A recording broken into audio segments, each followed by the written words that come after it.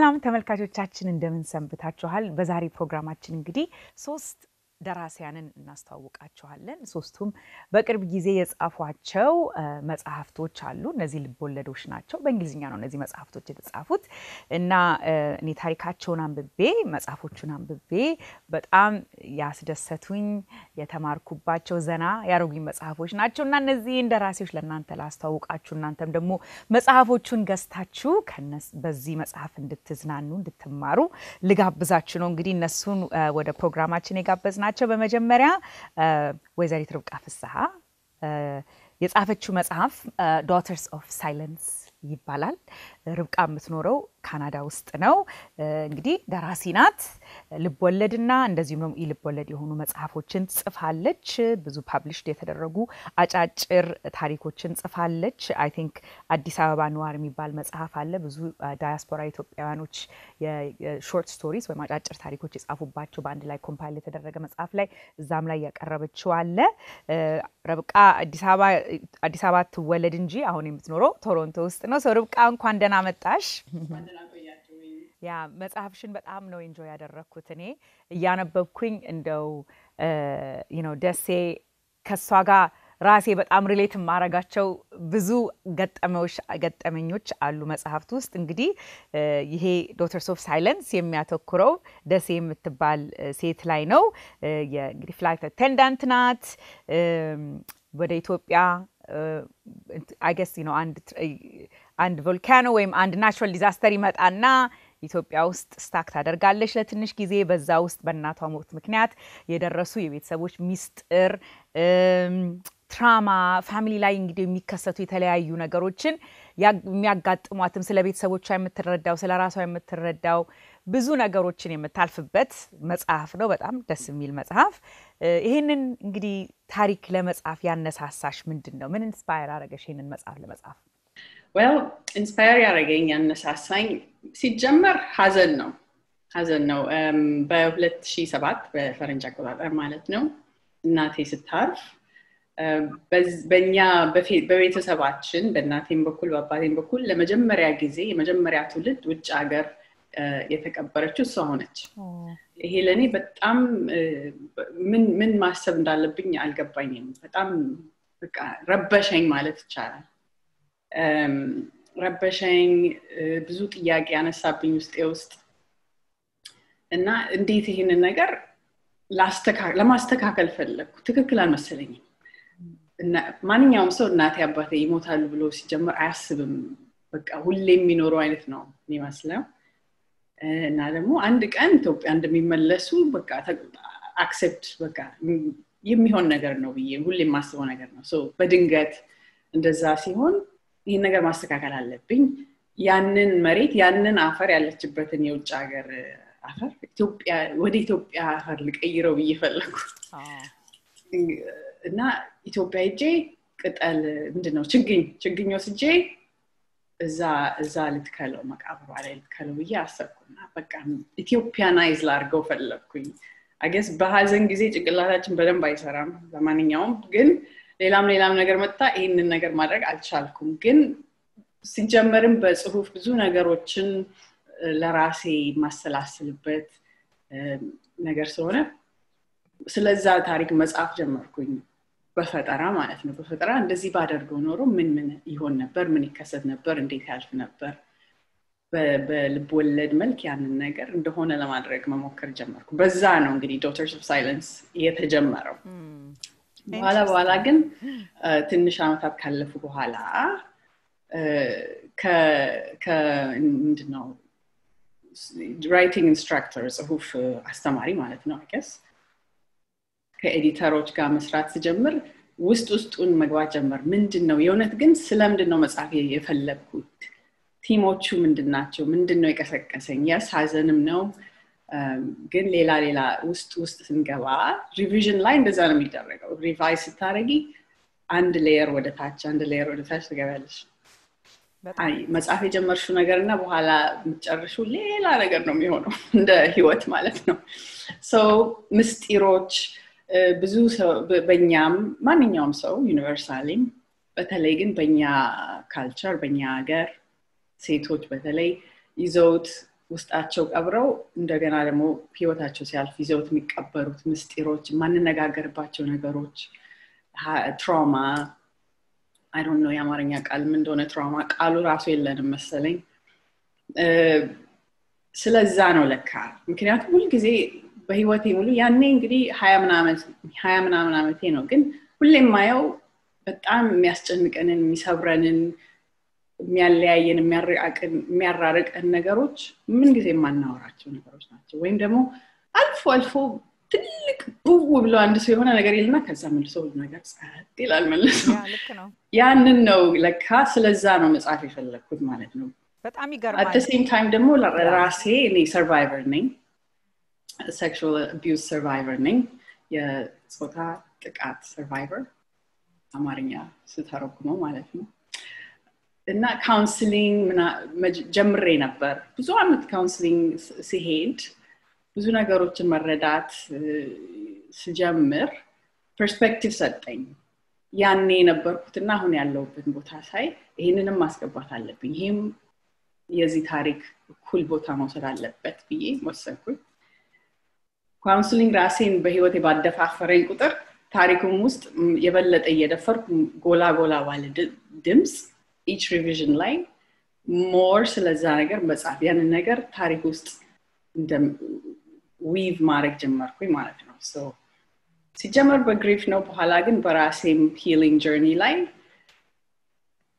ኢንስፓየር አደረገኝ ማለት ነው ያንን ሁለቱን ነገሮች ማያያዝ ብለሽ ነው የጻፍሽው ማለት ነው you know I think እንዳልሽው ካራክተሩ በጣም relatable ነው ምለው ብዙዎቻችን ያለፍንበት መንገድ ነው ይሄ sexual abuse ማለት ግን I can ከባህልም ሁኔታ ሊሆን ይችላል I don't know ብቻ በፋሚሊ ዩኒት ውስጥ ደግሞ በተለይ ሲከሰት ማውራትም አንፈልግም ድናየም የምናደርግበት ሁኔታ አለ ግን አንቺ በደም ፕሮሚነንት ቦታ ሰጥተሽው እንደው ሰው በሚረዳው መልኩ ነው የጻፍሽው እንዴት how you weaved it in there እኔ ራሴ ስከተለው ይሄ ማንንም ሴት ያለፈበት በተለይ በዚህ ጉዞ ያለፉ ሴቶች እንዴት አርገው ሪሌት ማድረግ እንደሚችሉ ከዚህ ካራክተሮቹ ጋር ከደሴ ጋር በጣም ተሰምቶኝ ነበር ሌላ ከሴክሹዋል አቢዩዝ ሌላ የምትነኪው ደግሞ የቤተሰብ ሚስጥሮች አይደለ ሚስጥር እንግዲህ ጥሩም አለ መጥፎ ደግሞ ቤተሰብን የሚያጠፋ ሚስጥርም አለ እሱም ነካ ያረክሽ ቦታ አለ አይደለ ስለዛ ማውራት ለኔ በጣም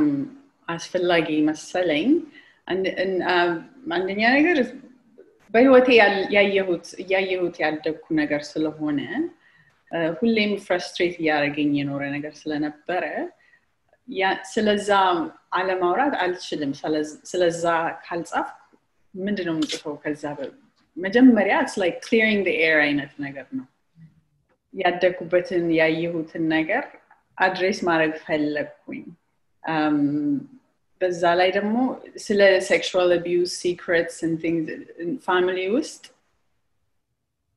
ብዙ መጽሐፎች ተጽፈዋል በሌላ writers ግን ለኛ የተጻፈ የለም ያየሁት እንግዲህ ያገኘሁት የለም so ያ ነገር ኤግዚስት እንዲያደርግ ፈለኩኝም ለምሳሌ አሁን Alice Walker and Toni Morrison መጀመሪያ መጽሐፎቻችን የጻፉት it's about sexual abuse it's about secrets and family and community and ለኛም እንደሚያስፈልግን በጣም ሁሌ ሳይው ያደኩ ነገር ስለሆነ I have to write this it has to exist ብዬ ወሰንኩኝ በራሴም በካውንስሊንግ my own healing journey የቀጠልኩ ስለነበረም I guess አደፋፈረኝ ማለት ይቻላል አደፋፈረኝ ክላሪቲም ሰጠኝ ምን ማለት እንደምፈልግ እንዴት ማለት እንደምፈልገው በሌላ በኩል ደግሞ ሌሎችንም እንደሚረዳ ተስፋ ነበረኝ አለኝም አሁንም በተለይ ሴት ልጆች በአሁኑ ሰዓት ራሱ እየተጠቁ ያሉ ተጠቅተው ያደጉ በሴክሹዋል አቢዩዝ ያለፉ አሁንም ያለፉበት ያሉ ወደፊትም ያልፉበት ምናልባት አንድ ቀን ይሄን መጽሐፍ ቢያገኙት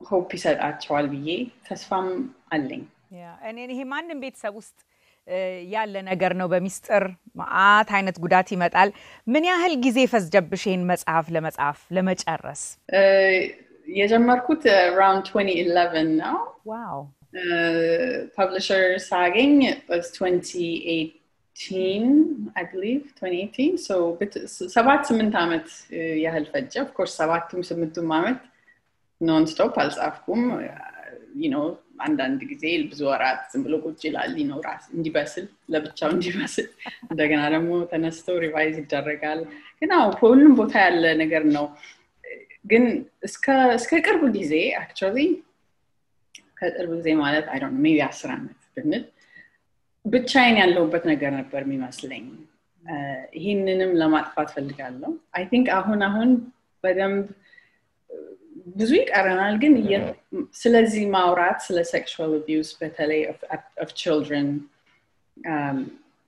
በኢትዮጵያን community diaspora locally ማውራት እየተለመደ ነው መሰለኝ ኢትዮጵያ yellow movement ከለላ አሁን በቅርብ ጋይድ ያወጡት ከለላ ጋይድስ መቼለታ in July the HELEN show ላይ በጣም ግልጽ የሆነ ዲስከሽን ነበረ ጠበቃዎች ነበሩ ሶሻል ወርከርስ and stuff እሱንም አይቻለሁ so በጣም ደስ ይላል ይሄኛውም እንግዲህ part of that movement እንደሚሆን ነው ተስፋ ያለኝ በተለይ ከለላ ጋይድ ሳይ በራሳችን ቋንቋ ራሱ በተለይ በአማርኛ I think 5-6 የኢትዮጵያ ቋንቋዎች በሁሉም ነው ያንን ጋይድ ያወጡት sexual abuse ምንድነው how to recognize it how to protect prevent heal በቋንቋችን ራሱ መውጣቱ ለኔ historic ነው ይመስለኛል because the problem ዋናው ነገር የሚሰረቀው ካንድ ሰው በabuse is their voice ማንነታቸው መንፈሳቸው የሚሰበራል ስለራሳቸው ማውራት መቻልም ምንም እንደሆነ ማወቅም አይችሉም ቃላቱ ራሱ ይጠፋል የለም ሲጀምር ሶ ቃላቶችን ራሳቸውን ምን እንደሆኑ በእኛ ቋንቋ መናገሩ መታተሙ ራሱ I think ትልቅ እርምጃ የወሰድን ይመስለኛል እና እንግዲህ so publishing your first book እንዴት ቀየረሽ እንዴት በጣም ደስ የሚል accomplishment ነው ቀላል ነገር አይደለም መጽሐፍ ማሳተም በተለይ እንደዚህ ቆንጆ beautiful story ደስ የሚል ታሪክ እንዴት አገኘሽው did it change you የቀየረሽ ነገር አለ now that you're published author በመሆንሽ በጣም ቀየረኝ በጣም Daughters of Silence ከመታተሙ በፊት short stories አጫጭር ድርሰቶች አትሚያለው articles ምናምን ግን መጽሐፍ novel ከመታተሙ በፊት I guess በጣም የቀየረኝ በሁለት ቦታ ነው አንደኛ በራሴ የበለጠ እንድተማመን አደረገኝ just writer መሆን it's okay አይነት ነገር ሰጠኝ like it's okay writer መሆን life like ምንድነው አንዳንድ ነጥቦች አሉ የሆነ traditional lifestyle አለማያዜ ሁሌ በቃ weird ነገር የሆንኩ ይመስለኝ ነበር አሁን ግን it's okay weird መሆንም it's okay ብዬ ራሴን accept እንዳረግ ረዳኝ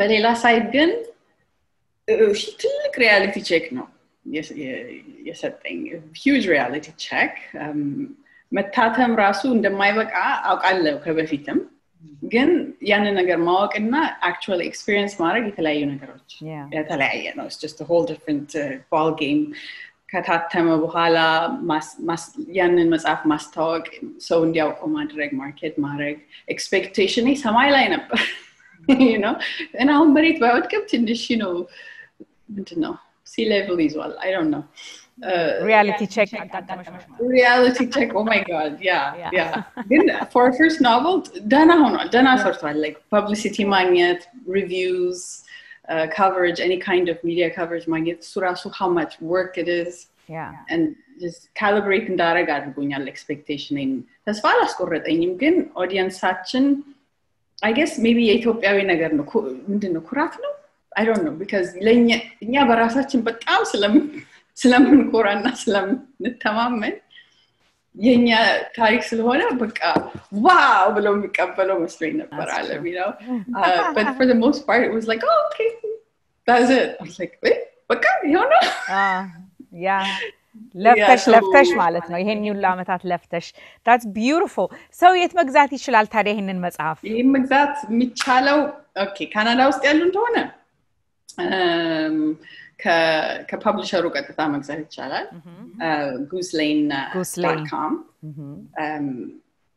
ወይም ከአማዞን ካናዳ መግዛት ይቻላል perfect አማዞን ከዩኤስ ሆኖ አማዞን ካናዳ መግዛት አስቸግሯቸዋል አንዳንድ ሰው I don't know የቴሪቶሪያል restriction መሰለኝ so እኔ suggest ማድረገው ቀጥታ ከፐብሊሸሩ ወይም ከማንኛውም Canadian bookstore online mazes no recommend ማድረገው ይሄንን ኢንፎርሜሽን በኢንስታግራም ብቅ ቢሉ ያገኙታል what's your Instagram page Instagram Rebecca Saha but actually Rebecca Saha no REBECCA FISSEHA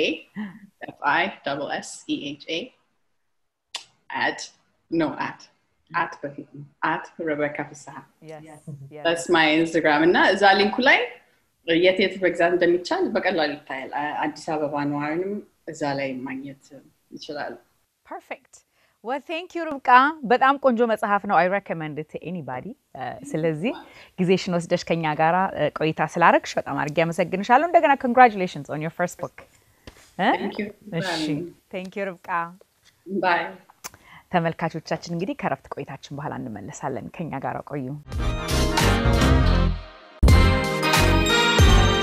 ሰላም ተመልካቾቻችን እንግዲህ ከረፍት ቆይታችን ተመልሰናል እንግዲህ አሁን ደግሞ ሌላ ደራሲ ነው ማስተዋወቃችሁ የመጀመሪያ ጊዜ መጽሐፍ ነው የጻፍሽው እንግዳችን ኤልሳቤጥ አደመ እንኳን ደህና መጣሽ እንኳን ደህና ቆያችሁ እንግዲህ የጻፍሽው መጽሐፍ ስሙ Behind Sunrise ይባላል እንኳን ደስ ያለሽ የመጀመሪያ መጽሐፍ ትልቅ መጽሐፍ ጻፍሽ በጣም አመሰግናለሁ ያ ደስ ይላል በጣም ዘንጠሽ ነው የመጣሽው ስቱዲያችን እንዴት ነው ነገሩ እንዴ በጣም የምወዳትና ጎበዝ ታታሪ ጠንካራ ዲዛይነር ጓደኛለችኝ ተሻለች ትባላለች ምታቂያት ይመስለኛል አዶር ዲዛይነር እንግዲህ እንደዚህ እንዲያምርብኝ ላፍታ ደክማ እንደዚህ ያስዋበች እሷነች እና እሷንም በኔ ስም አመስግኑልኝ ኦኬ እሺ ደስታውን አልችለውም እንግዲህ ይሄ Behind Sunrise የሚባለው መጽሐፍሽ የሚናገረው ታሪክ ስለ አንድ በጣም ጎበዝ በጣም ቆራጥ ሳራ በላይ ስለምትባል ልጅ ነው በጣም በልጅነቷ ከሀገሯ ወጥታ በመንገድ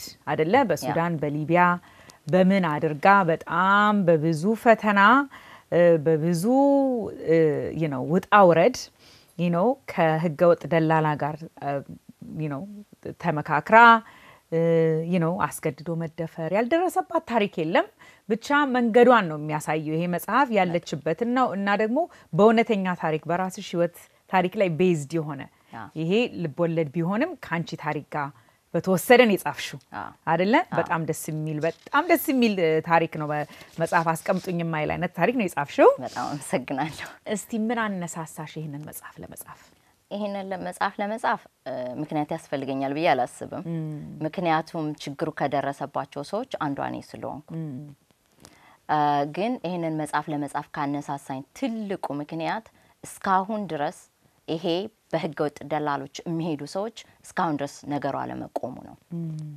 ምክንያቱም በየአመቱ ከ3500 በላይ ሰው ይሞታል ዜና ላይ ማየት ይቻላል መንገድ ላይ ሜዲተራኒያን ውስጥ ብቻ ሳሃራ በረሃ ላይ የሚሞታውን አሞራ በልቶት ቀዋሪ አጥቶ የቀረውን እህት ወንድሞቻችን ቤት ይቁጠረው ይሄ መጽሐፍ የተጻፈው በመንገድ ላይ ህይወታቸውን ላጡ እህት ወንድሞቻችን የነሱ መታሰቢያ ነው የመጽሐፉ ትልቁ ዓላማ እነሱን ለማሰብ የነሱን ድካም ውጤት ውሃ ጠማኝ ያለ መንገድ ላይ ወድቀው ለቀሩት ወንድሞቻችን ነው ውሃ ጠማኝ ብሎ የሚሞተው ሰው በውትድርና ብቻ አይደለም ስደት መንገድ ላይ ውሃ ጠማኝ ውሃ ያለ የሚሞት እናቱ ይሙት ይዳን ሳታቅ አልቅሳ ሳትቀብረው መንገድ ላይ አሸዋ ላይ ወድቀው የቀረ በጣም ብዙ ወንድሞች አሉ በአሳ ተበልቶ ያ ሜዲተራኒያን ሲጋው ያ ያሳራ ሻርክ ነው የሚበላቸው ሜዲተራኒያን ውስጥ ነው እና በዛም ሁኔታ ይሄ ነገር ማሰቡ ራሱ ለኔ መጽሐፉን ለመጻፍ ከማሰብ በላይ ነው ምክንያቱም በአይኔ ስላየው እንደውም ቅድም ስትጫውቺ ምንድነው ያልሽኝ እኔ በመርከብ ሲሄድ አልሽ አይደለ ወደ ጣሊያን ስትሄጂ ከኋላሽ ነበሩ ሌላ መርከብ ላይ ነበሩ እነሱ የት እንዳሉ አይታወቁ አዎ ባይዘይ ብዙ መርከብ አንድ ጊዜ በባንጋዚ ወጦ ላይክ ሞቶ ተብሎ ነው የሰማሁት ባይኔ ያየሁት ነገር የለም 250 ሰው አንኑን ላረዝመው ነው አንድ ጊዜ ለደላላ ከፍልና ደላላው ያመልጠኛል እሺ ከዛ ስራ ሄጄ ማለት ነው ስመጣ ደላላው ይዷል አበድኩ ብሬ ተበላ ብዬ because ከከፈልሽ ተበላ ነው አታገኙም ገንዘቡን እሺ ከዛ በጣም ተናድጄ ማታ ስተኛ ግን ህልም ያየው ነበር በጣም ኃይለኛ ህልም አይቻድሬ በማግስቱ መርከቡ ወጣ መርከቡ ላይ የ2 አመት ልጅ ብቻ ሲተርፍ 250 ሰው ያዘው መርከብ ሰመጣ እዛ መርከብ አንቺ ልትሄጂ እዛ መርከብ እኔም ልሄድ ነበር እንደ እግዚአብሔር ፈቃድ ባይሆን ዛሬ እኔም እዚህ ጋር ተቀምጬ ይሄን ታሪክ ባልተናገርኩ ነበር ዋው that's very powerful በጣም ይገርማል ስለዚህ ዋና ኪ ሜሴጅ እንግዲህ የነዚህን ሰዎች መንገድ የዚህን ነገር አስከፊና በጣም ከባድ መንገድ መሆኑን ለመናገር ነው የጻፍሽው ማለት ነው አዎ በቃ ብዙ ሰው እውነታውን እንናገር ከተባለ ብዙ ሰው የሚያየው እኔ እዚህ ጋር ተቀምጠን ወይም ሌሎች እህት ወንድሞቼ በየዩሮፕ ያሉት የተለያየ አሜሪካ ማሃጉር የትም ዓለም ላይ ያሉት እነሱን ያዩ ሻይን እንደምናረግ አምሮባቸዋል ዘንጦባቸዋል ህልማቸውን አሳኩ ነው የሚለውን የሚያይሰው ግን እነሱ የተፈተኑበትን የሳት ፈተና ያየሰው የለም አንድን ሰው ደውሎ ለመጣ ነው ቢለኝ አትምጣ መንገዱ መጥፎ ነው ብሎ ምን እንደሚለኝ ታውቂያለሽ እንዴ የራሽን አሜሪካ ገብተሽ ትቀልጃለሽ እንዴ ነው የሚልሽ ግን እሳቱን አላዩት ልክ ነው በጣም ይገርማል ካራክተሮችሽ እንዳልኩት በጣም ሪሌተብል ናቸው ማንንም ሰው ራሳቸውን በዛ ውስጥ ማየት የሚችሉ አይነት ካራክተሮች ናቸውና ብዙ ጊዜ ስለዚህ መንገድ ነው አሁን ትንሽ ጠቅሰሻል በጣም ብዙ ሰው የማይረዳው ነገር ብዙ ሚስ አንደርስታንድ የምናረገው ነገር ምንድነው ታያለሽ ትልቁ ሚስ አንደርስታንድ የምናረገው ትንሽ አሁንም ጠቅሻለሁ በጣም ሁሉም ሰው የሚያየው አንቺ የደረሽበት ነው እዚህ እንዲያው መጽሐፉ ላይ አንድ ታሪክ አለ ላጫውትሽ የገንዛ ወንድሙ ጣሊያን ሀገር ይገባል የእውነተኛ ታሪክ ነው መጽሐፉ እንዳለ የገንዛ ወንድሙ ጣሊያን ገብቶ አንደኛው ወንድሙ ሊመጣ ነው ታናሽየው ወንድሜ ሊመጣ ነው ብር ላክልኝ አለው እንዴ አትምጣ እኔ በመጣሁበት አንተ ወንድሜ የምወደህ እናት አባቴ ልጅ አይደለም ማንንም ጠላቴ እንኳን በዚህ መንገድ እንዲመጣ አልፈልግም አለው ወንድሙን አልሰማም ብሎ ከቤተሰቡ ብር ሰርቆ በሳሃራ በረሃ መጣ እሺ ልጁ ሜዲትራኒያን ሲወጣ ልጁ ሞተ ዋው የገንዛ የእናት አባቱ ልጅ እንኳን አላመነው አንተ የራስህን እዛ ደርሰ እኔ ካንተ ብር የለመው ሻይ ቡና ልጠጣ ነው እንዴ አንተ ደና ደረጃ ደርሰ እንዲያልፍልኝ አትፈልግም ነው ያለው የእናት አባቱ ልጅ ስለዚህ እኔ ማውን እዚህ ጋር ተቀምጬ አትምጡ ብዬ ብል የራሷን አሜሪካ ገብታ ነው የምትባየው ማለት ሰው ሊረዳው ያልቻለው እሱን ነው እዚህ ጋር መቀመጥሽን ብቻ ነው የሚያየው እንጂ የመጣሽበትን መሰናከል ያለፍሽውን ጉዞ ስቃዩን መከራውን አለመብላት አለመጣቱን መሰደቡን መመታቱን መደፈሩን ይሄን የሚያቅሰው የለም ልክ ነሽ አሁን ሳራ ማለት እንደው በጣም ጠንካራ ሴት ናት very determined የሆነች ሴት ናት አንዳንድ ሚስ ካልኩሌሽን ያደረገችው አለ ካለማወቅም ነው እንዳንቺ በተለይ በጣም በልጅነት የሚወጣ ሰው ስለ ዓለም ምን ነገር ሳይረዳ የሚወጣ ሰው አለ አይደለ እና ሲ what do you hope በተለይ ሴቶች ልጆች ከሷ ታሪክ ምን ቢወስዱ ደስ ይልሻል እንግዲህ ሳራ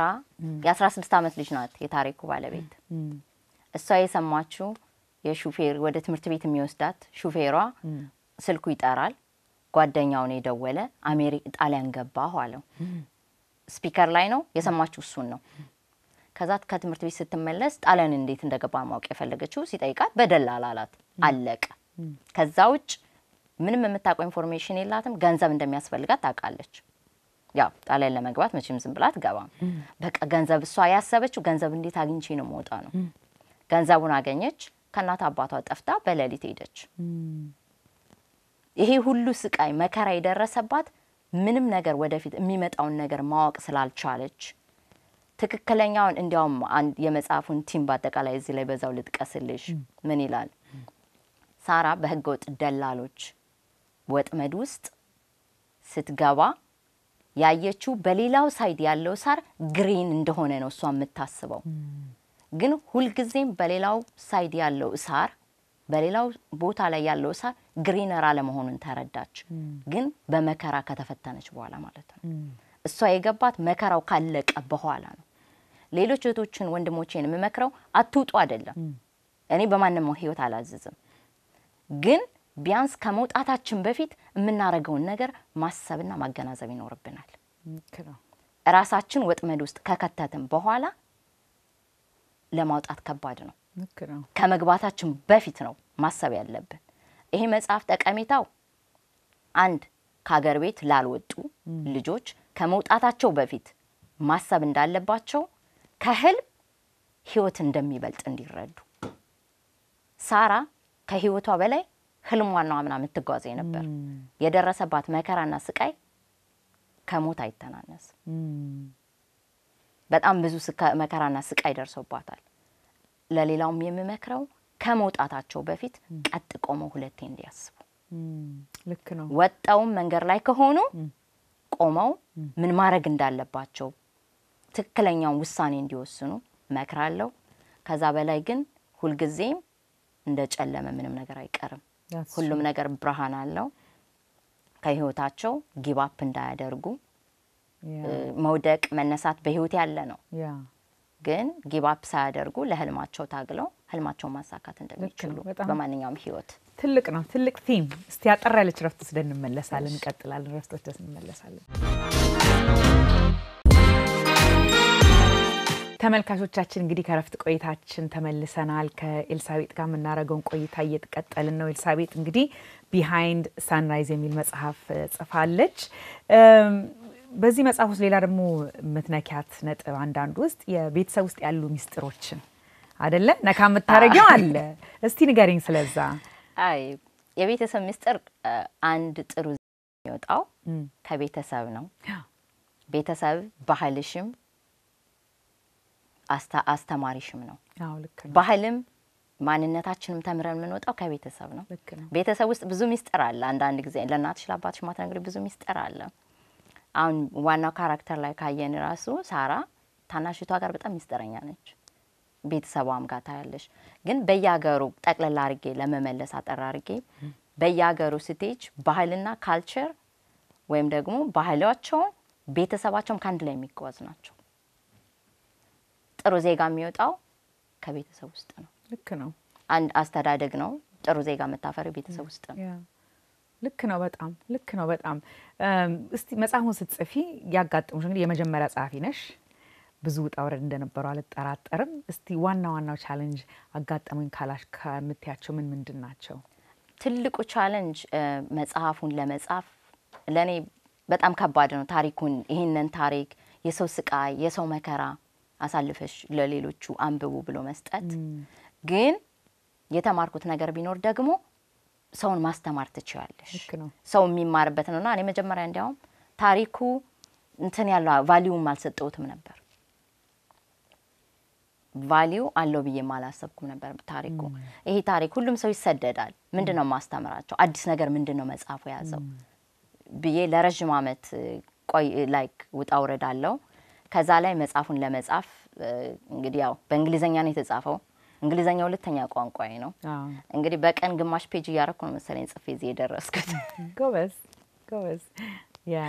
እና በጣም ብዙ ቻሌንጅ አለው I'm sure ምንም ጥያቄ የለኝም በተለይ ደግሞ እንዳልሽኝ ያቆምሽ እየጀመርሽ አይደለ ከራስሽ ትግል ጋር ከራሴ ጋር እሱን እንግዲህ ያው ከ10 አመት በፊት በአማርኛ ተጀመረ መጽሐፉ 120 ፔጅ ጽፌ ቀደድኩት ይሄንን ታሪክ መናገር አልችልም ብዬ ቀዳድጄ ጣልኩት ከዛ ከ8 አመት በፊት እንደገና 80 ፔጅ በአማርኛ ሆነም ጽፌ ቀዳድጄ ጣልኩት እሺ ከ4 አመት በፊት ግን የሆነ ስልክ ከዩሮፕ አንዷ ጓደኛ ይደወለችልኝና መጽሐፉ ይደረሳለች የቱ መጽሐፍ ስላ እንዴ የጻፍኩ ነው ብለሽ ነበር አይደል ስትለኝ እሺ ብዬ ራሴን ማሳመን አቃተኝ በቃ ከራሴ ጋር ታገልኩና ለ3 ቀን ለረፍት ሳንዲያጎ ሄጄ ሆቴል ውስጥ ብቻዬን ቁጭ ብዬ ከ3 አመት በፊት መጽሐፉን እንግዲህ ከ3 አመት በፊት ጀመርኩት ታሪኩን መሰብሰብ ጀመርኩ ከ4 አመት በፊት ደስ ይላል በጣም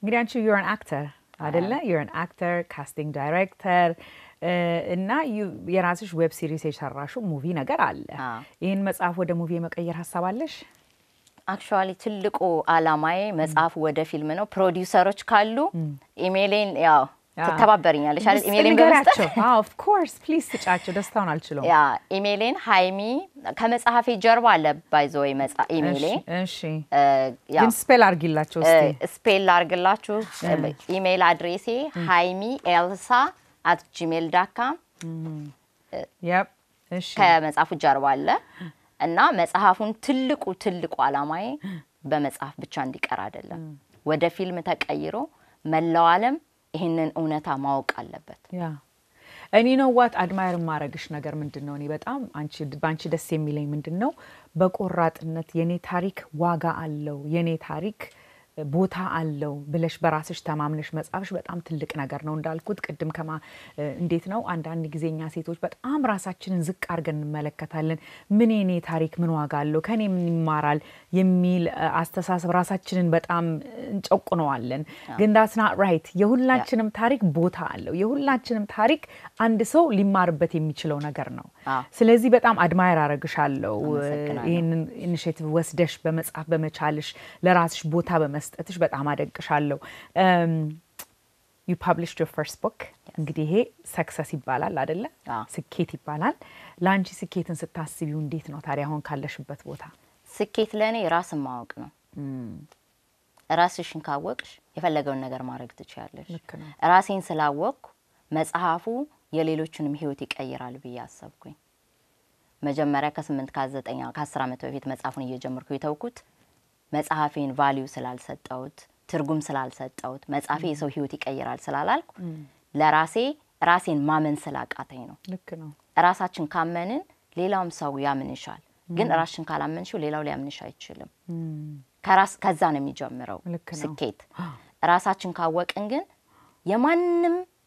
የማንም ታሪክ ቫልዩ አለው ሁላችንም እንደየመልካችን ታሪካችን የተለያየ ነው ያንቺ ታሪክ ለኔ ይጠቅመኛል የኔን ህይወት ይቀይራል የኔ ህይወትም የሌላ ሰው ታሪክ ይቀይራል ልክ ነው ሁላችንም የተለያየ ታሪክ አለን ስኬት ማለት ለኔ ራስን ማወቅ ልክ ነው አሁን ደግሞ በቅርብ ጊዜ የጀመርሽው አሶሲዬሽን አለ እስቲ tell me about that ኦኬ ሀበሻ ፊልም አሶሲዬሽን ይባላል በአራት ፋየር ወይም በአራት ጠንካራ ወጣቶች የተመሰረተ ነው አራታችንም እዚህ ሀገር ትምህርት ቤት ሄደን ያው በፊልም ስኩል you went to film school አይደል ኒውዮርክ ፊልም አካዳሚ ስኩል እዛ ነው የተመረኩት ከምርቃኔ በኋላ ነው እንግዲህ ወደዚህ የገመጣሽ ያው ወደ ሙሉ ሰዓቴን ወደ አርት የዞርኩት ማለት ነው እና ይሄ የፊልም አሶሲዬሽን ብሪጅ ነው እንደ ድልድይ ነው ኢትዮጵያ ያሉትን አርቲስቶችና አሜሪካ ውስጥ ወይም ግሎባል በመላው ዓለም ያሉትን አርቲስቶች ፎከስ የምናረገው ወደ ላይክ ሆርን አፍሪካ ነው ወይም የአፍሪካ ቀንድ ኢትዮጵያ ጅቡቲ ሶማሊያ ኤርትራ እሱን ሆኖ ወደፊት ወደ ፊልም ፌስቲቫል እንቀይራለን ብለን እናስባለን አሁን እግዚአብሔር የተመሰገነ ይሁን ሲቲው ማውቆን ፈቃድ ተሰጥቶናል በቅርቡ እንለቀዋለን ካሊፎርኒያ ሀበሻ ፊልም አሶሲዬሽን ማንኛውም አርቲስት ኢትዮጵያ ውስጥም ያሉት እዚህ ሀገርም ያሉት ሜምበር መሆን ይችላሉ ኦኬ ሀበሻ ፊልም አሶሲዬሽን ወይም በኢሜል አድሬስ በፌስቡክም ሊያገኙን ይችላሉ የፌስቡክ ገጽ አለ ሀበሻ ፊልም አሶሲዬሽን ኦኬ ኢሜልም ቢያረጉልኝ በማንኛውም ሰዓት ሪስፖንድ ለማድረግ ዝግጁ ነኝ that's wonderful መጽሐፉን ታዲያ ሰው የት መግዛት ይችላል መጽሐፉን በአሁኑ ሰዓት አማዞን ላይ ነው ያለው በኢቡክና ያው በኮምፒውተር ማንበብ ለሚፈልጉና በመጽሐፉን ደግሞ በአካል ማግኘት ለሚፈልጉ አማዞን ላይ ማዘዝ ይቻላል ዲሲ ሳንኮፋ መጽሐፍት ቤት ከተወሰነ ቀናት በኋላ ወደዚህ ይመጣል በቅርብ ይመጣል ወደ ባርነስ ኖብልስ የተለያዩ መጽሐፍ ስቶሮች እየሰራው ነው በቅርብ ይወጣል ለመላው አሜሪካ ማለት ነው ኢትዮጵያ ውስጥ ደግሞ በቅርብ ይደርሳል በያስባለሁ እሱንም እየሰራው ነው ያው መጽሐፉ ገና ከተለቀቀ ገና 2 ሳምንቱ ነው አይደለ አዲስ መጽሐፍ ነው I mean ኮሮና መጥቶ ትንሽ ነገሮችን አበላሽ እንጂ you're supposed to be doing a book tour እሱ ነበር well I hope እንግዲህ by 2021 ላይ የሚቀጥለው አመት ነገሮች ሲስተካከሉ በየቦታው እየዘዋወርሽ ለሰዎች ማስተዋወቅ ትቻለሽ ብዬ አምናለሁ አዎ እንግዲህ እንደ እግዚአብሔር ፈቃድ እስከዛ ድረስ ደግሞ አማርኛው ይወጣል በእንግሊዘኛ ትርጉም መሽዋል አማርኛ ትርጉም እየሰራው ነው ከንጋት ጀርባ እሺ ርዕሱ ስሙ የሚሆነው ያ ቢሃይንድ ሰንራይዝስ ከንጋት ጀርባ እሺ ያ በቅርብ ቀን ሳይሆን በቅርብ ወራቶች ይወጣል ብዬ ጠብቃለሁ እንደ እግዚአብሔር ፈቃድ እና እሱን ኢትዮጵያ ለመላክ አሳባለሁ እሱን ያ ወደ ኢትዮጵያ እንግዲህ ያው በአማርኛም በእንግሊዘኛም ማንበብ ለሚፈልግ ሰው በሁሉም ቋንቋ እንትን እንዲዘጋጅ ስለምፈልግ ምክንያቱም ቀደም እንደተናገርኩት መጽሐፉ በህይወት ላጣናቸው ወንድሞቻችን የነሱ ማስተዋሻ ነው ማንንም ሰው ገዝቶ እንዲያነበውና እነሱን እንዲያስታውስ እነሱን እንዲዘክር ፈልጋለሁ አይደለ በጣም ደስ ይላል እንኳን ደስ አለሽ ኮንግራቹሌሽንስ በጣም እኔ ኢንጆይ ያደረኩት ነው ይሄን መጽሐፍ አልጨረስኩትም ገና ጨርሰዋለሁ በጣም ደስ የሚል ታሪክ ነው ትልልቅ ታሪክ የተለያዩ ካራክተሮችን ነው የምታስተዋውቂን በተለይ እኔ በዚህ ላይ ፕሮግራም ሰርቻለሁኝ ግን በደንብ እንደዚህ በሰው ህይወት ውስጥ ስታዩ ነው የመንገዱን ምን አይነት ክፋት የመንገዱን አስጨናቂነት መረዳት የምትችውና ጥሩ ቪቪድ የሆነ ፒክቸር ነው የገለጽሽልን ታንክ ዩ ሶ ማች በጣም አመሰግናለሁ እንግዲህ አርጋችሁ ስለጋበዛችሁን በጣም አመሰግናለሁ ፐርፌክት እንግዲህ ዌብሳይትሽን አንድ ኢሜልሽን አንድ ጊዜ ለሰዎች ብትሰጪ እሺ haimielsa@gmail.com wonderful all right thank you በጣም አመሰግናለሁ በጣም እናመሰግንሻለን ኤልሳቤጥ እንግዲህ ተመልካቾቻችን ከረፍት በኋላ ደግሞ እንመለሳለን ከኛ ጋር ቆዩ ሰላም ተመልካቾቻችን እንግዲህ ከረፍት ቆይታችን ተመልሰናል አሁን ደግሞ የምናደርገውን ቆይታ ከደራሲ ስመጥር ደራሲ መዓዛ መንግስቴ ጋር ነው እንግዲህ መዓዛ ቆይታችንን መዓዛ በጣም በልጅነቷ ነው ከኢትዮጵያ ወጣችው አይ ቲንክ የ6 ዓመቷ ያለች ነውና ከሷ ጋር የማደርገውን ቆይታ ከይቅርታ ጋር በእንግሊዝኛ ነው የምናደርገው እስቲ መዓዛን ላስተዋውቃችሁ Maaza, welcome to the program. Thank you, Helen. It's wonderful to be here. Yes, so Maaza Mengistu is a novelist, an essayist. Her debut novel, Beneath the Lying Gaze, was selected by The Guardian as one of the 10 best contemporary African books and named one of the best books of 2010 by Christian Science Monitor, the Boston Globe, and other publications. Maaza is the recipient of fellowship from Fulbright Scholarship Program, the National Endowment for the Arts, and Creative Capital. Her work can be found in The New Yorker, the New York Review of Books, The Guardian, the New York Times, the Rolling Stone, and the BBC. She's also a professor in the MFA program at Queens College in New York. The Shadow King is now optioned for film. So Maaza, welcome again. Thank you. So I have read Beneath the Lion's Gaze, an incredible book that I really truly enjoyed, and I am in the middle of The Shadow King, and so congratulations on your second novel. So yeah, and The Shadow King is a gripping novel set during the Mussolini's 1935 invasion of Ethiopia. The Shadow King takes us back to the first real conflict of the World War II, casting light on the women soldiers who were left out of the historical record. So what inspired The Shadow King, Maaza? You know, when I was writing my first book, I had this story in my head. I grew up in Ethiopia with these stories. When I came to America as a child, those stories about the Ethiopians who defeated a larger army, a better equipped army, who fought against Italians with old rifles and with spears and attacked the tanks, sometimes with their bare hands. Those stories when I was a child reminded me of what it meant to be Ethiopian. And when I came to the United States at a young age, going into school where people were not used to Africans, they were not used to little girls who are Black, they were not used to my accent.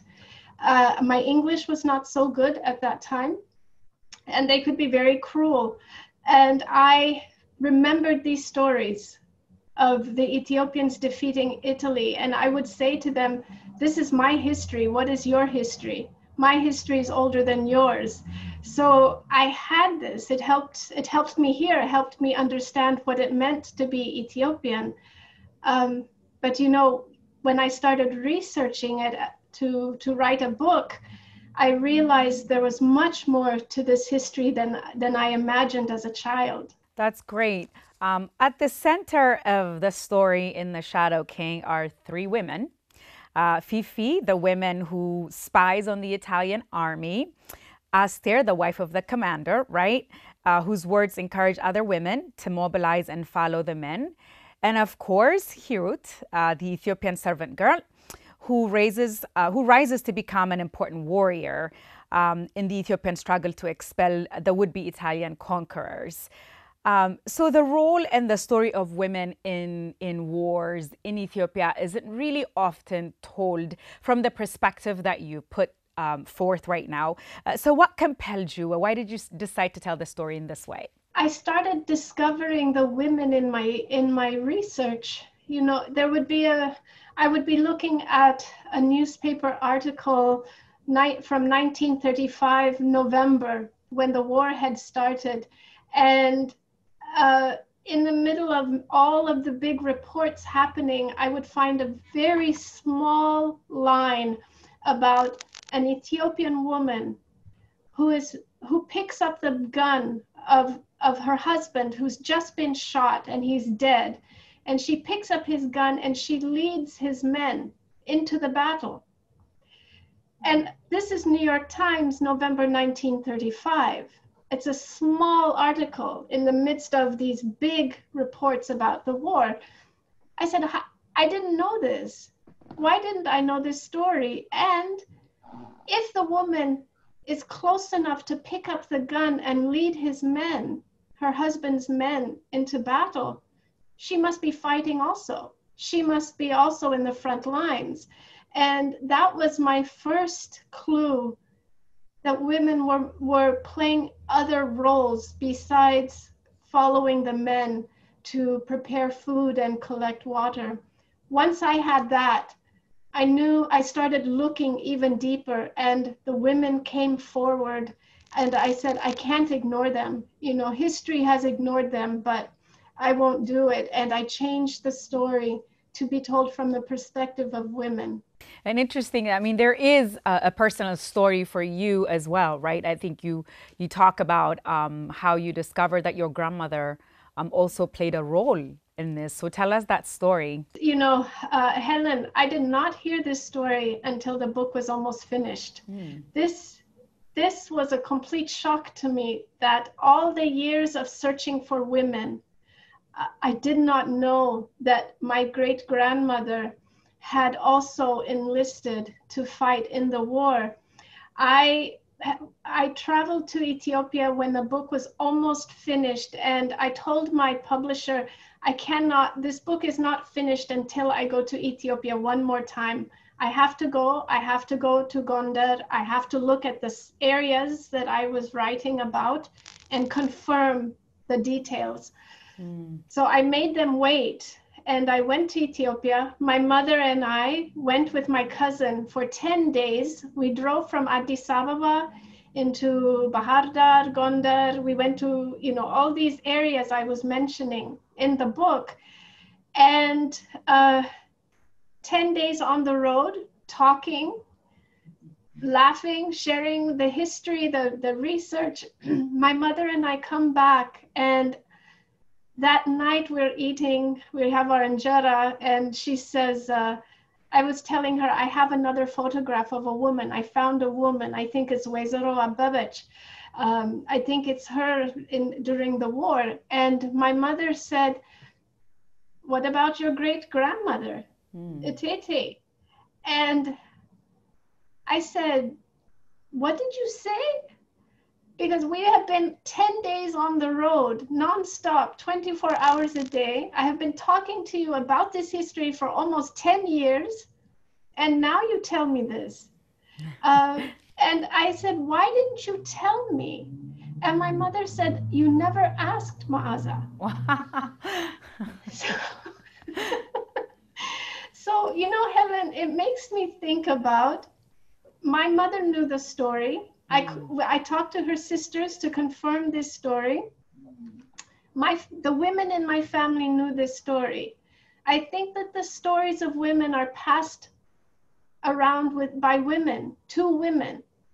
They're told in the kitchens. They're told in the places where women get together. We have parties, and the men stand in one area and talk politics, and the women have stories, but no one thinks those stories are also politics. That's true. No one thinks that that's also history, that that is a country's history, not just a woman's story. But here in my own family was a woman's story which is also Ethiopian history, but world history as well. That is so true. I mean, they played such pivotal role in all of the wars, but their stories are never told or never discussed. Would you say The Shadow King is a prequel to the Beneath the Lion's Gate? I'm asking because the ways the characters develop and connect between the two, it's like you're building a body of work. Are you connecting the two books in any way? I think you were one of the few people who have asked me that, and that is a brilliant question. Yes, I am doing that. I wanted to create between these two books a sense of what happens to human beings, after war is finished, and how do we remember the past? How do we deal with the past? How do we deal with memories of war? And this is why I wanted to use, to bring back some of my characters from Beneath the Lion's Gaze, bring them into The Shadow King, because I wanted to understand what happens to human beings with memories of trauma, with memories of war. How do we cope? How do we forgive? How do we move forward? And the way to do that for me was to use the same characters.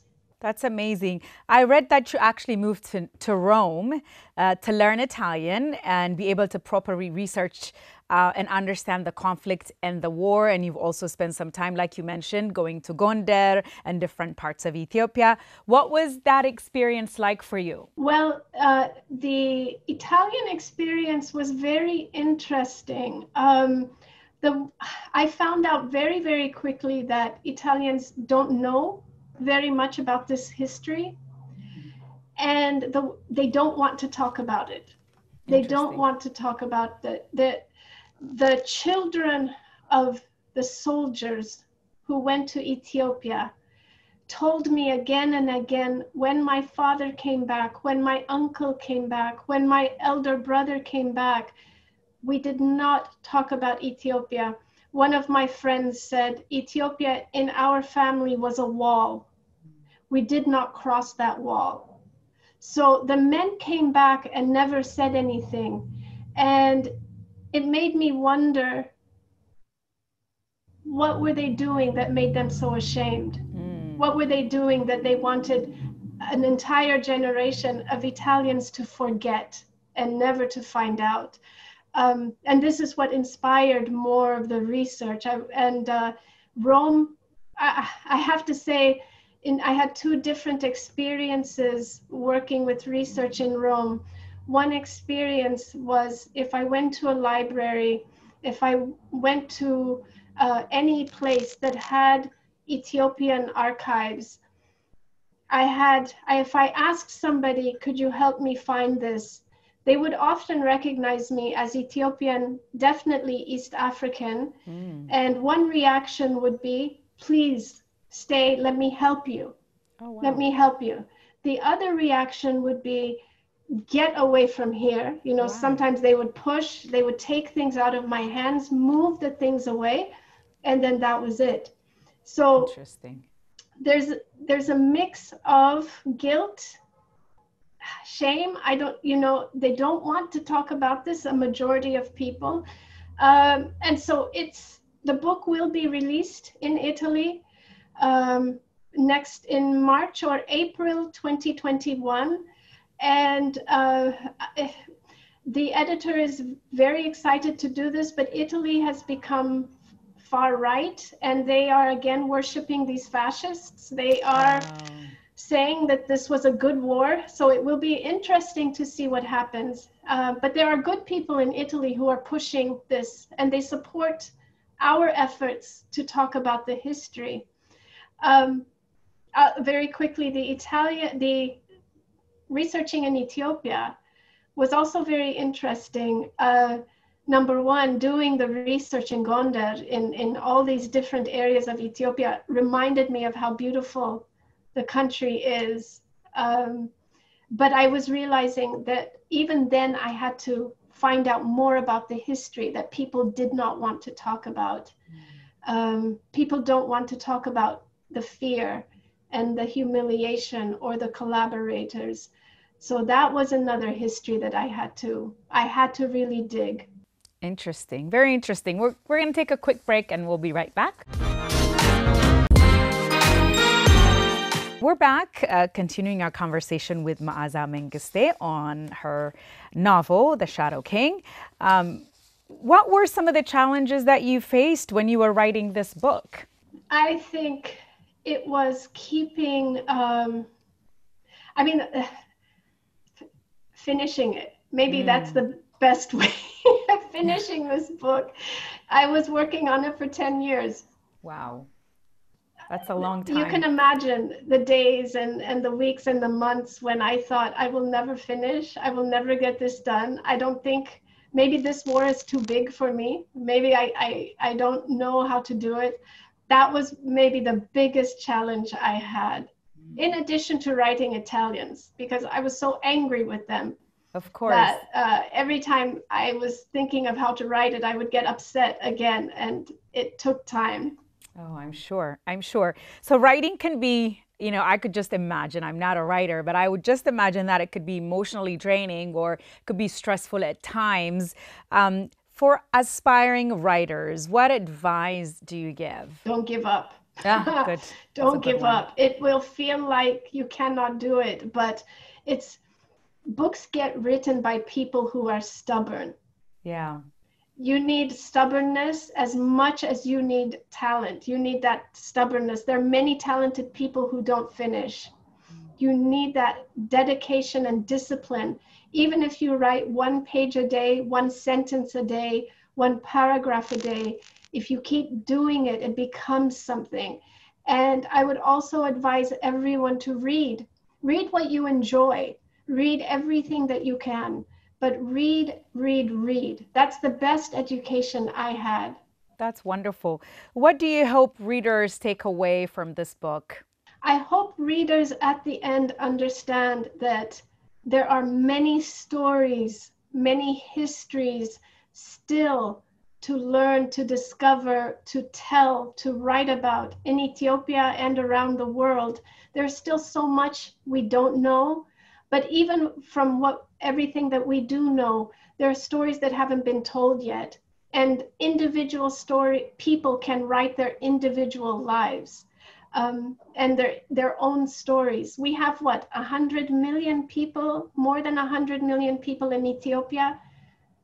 Everyone has their own unique story, and those books need to be written. I agree with that. And I think most people, the challenge, that I see in our community, I think most people, if I can make it a little specific about women, because we have 3 women authors today, we don't really value our story. We don't think somebody will take something out of it. And so we tend to minimize, or we tend to kind of downplay whatever it is in our lives that could be of value for somebody. So what would you want to say to women, especially to encourage them to tell their stories, to write their books? What do you say to women? I say that we have always been there. Even if history chose to ignore us, we have always been there. We have played important roles in every moment of Ethiopian history. Our mothers, our grandmothers, our great-grandmothers, the women that we don't know anymore have been there. And you are here now. And I think that gives you a responsibility, a power, a motivation to make other stories known. And the same way that my great-grandmother's story is really world history. That's because true. Ethiopian history is part of world history. We should look for those stories. Just ask our family members, talk to them. And I think that all of us will be surprised at what more we can discover. I agree with that. So where can people find the book? Where can we buy the book? Well, in the United States, you can find it in bookshops everywhere around the world. In Ethiopia, it's going to be there. If it's not, it should be there now, I believe, or soon, in the next week or 2 weeks. I think Book World has it. And so check with Book World and keep checking. They may get more shipments if they run out, but they can find it there. And I look forward at the end of this pandemic to coming back to Ethiopia and hopefully doing an event there. Oh, that would be wonderful. That would be wonderful. Thank you so much for your time, Ma'aza, and congratulations on your book. Thank you. Thank you. All right. እንግዲህ ተመልካቾቻችን የዛሬ ፕሮግራማችን በዚህ ላይ ያበቃል። እንግዲህ እነዚህን ሶስት ጸሐፊዎች መጽሐፋቸውን ገዝታችሁ በማንበብ እነሱን ሰፖርት በማድረግ እናንተም ደግሞ ዘናፈታ ያላችሁ በእነዚህ ታሪኮች እንደምትጠቀሙባቸው አልጠራጠርም። እንግዲህ በሚቀጥለው ሳምንት በሌላ ፕሮግራም እስከምንገናኝ ደህና ቆዩልን።